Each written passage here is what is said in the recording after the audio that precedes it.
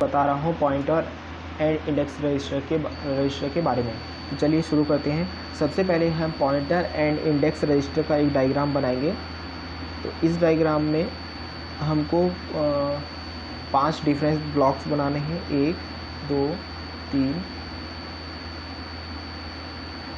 4 और 5 हम यहाँ अलग अलग ब्लॉक्स बना रहे हैं। इसमें हम लिख रहे हैं SP,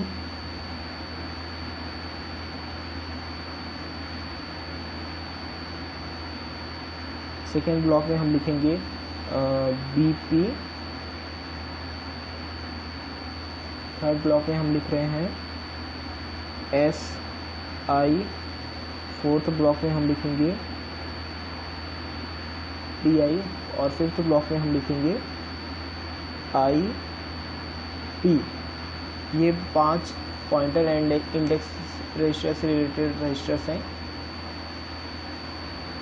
इसमें हम अब डिस्क्राइब करते हैं पॉइंटर्स कंटेन करता है ऑफसेट। पॉइंटर्स कंटेन करता है ऑफसेट एक पर्टिकुलर सेगमेंट्स के अंतर्गत। यहाँ पर पॉइंटर्स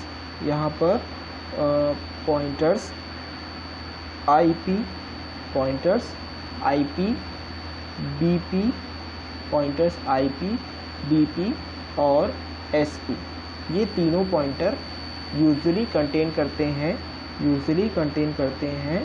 ऑफसेट्स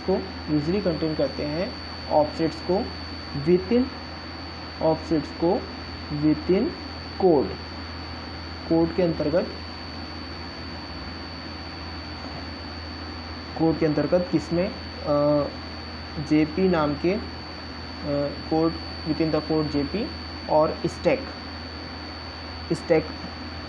स्टैक इसमें कौन कौन से हैं, और स्टैक हैं BP and SP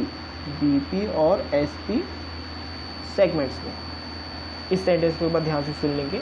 the pointers जो होते हैं वो कंटेन करते हैं ऑफसेट्स को पर्टिकुलर सेगमेंट्स के अंतर्गत। पॉइंटर्स IP, BP और SP यूजुअली कंटेन करते हैं ऑफसेट्स को JP नाम के सेगमेंट पे, और साथ ही साथ स्टैक BP और SP नाम के सेगमेंट पे। इसके बाद आता है इंडेक्स रजिस्टर।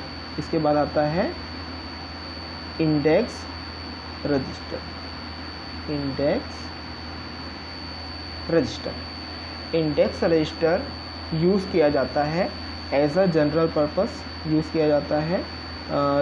पर्पस रजिस्टर, लेकिन यह यूज़ किया जा सकता है as offset storage.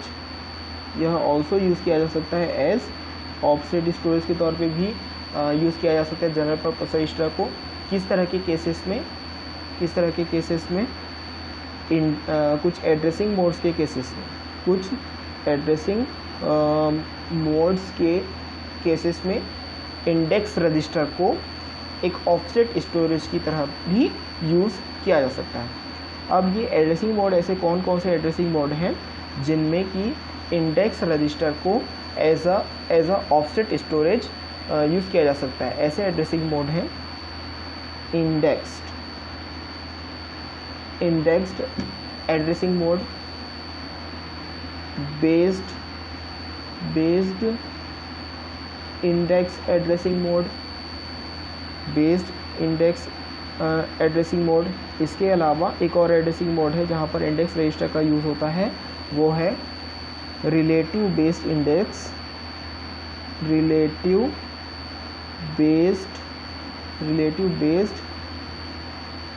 Index addressing mode. इसमें भी इंडेक्स रजिस्टर को as a offset storage use किया जा सकता है। इसके बाद एक और जो रजिस्टर था इस डायग्राम में वो था SI। SI का जनरली यूज़ किया जाता है ताकि स्टोर किया जा सके ऑफसेट ऑफ सोर्स डेटा के ऑफसेट को डेटा सेगमेंट में जहाँ पर रजिस्टर DI, जबकि रजिस्टर DI का यूज़ किया जाता है, ताकि स्टोर किया जा सके offset of destination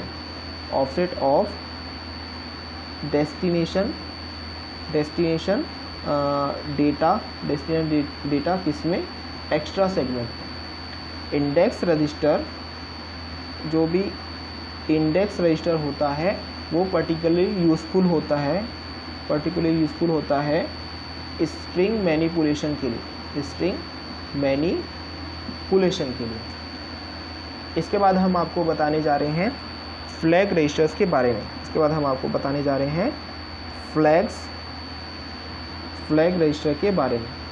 flag register के बारे में सबसे पहले हम आपको यहाँ पर बताएंगे फ्लैग रजिस्टर का एक स्मॉल सा ब्लॉक डायग्राम। तो ब्लॉक डायग्राम कुछ इस तरीके से होता है। ये होता है फ्लैग्स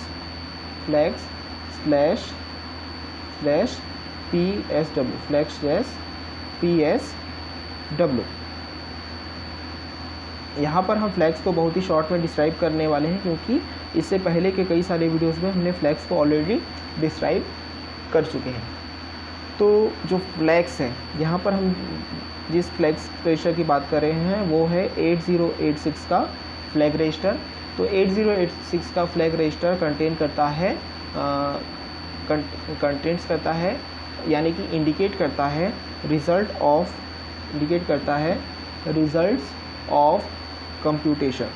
ऑफ कंप्यूटेशन किसमें, ALU में। इसके अलावा फ्लैग रजिस्टर ऑल्सो कंटेन करता है कुछ फ्लैग बिट्स को ताकि कंट्रोल किया जा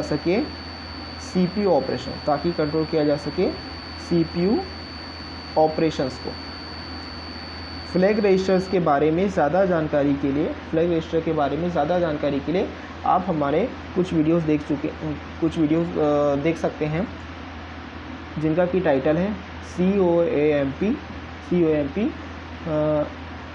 L30PA1 COAMP L30P2 COAMP L30P3। इसके अलावा COAMP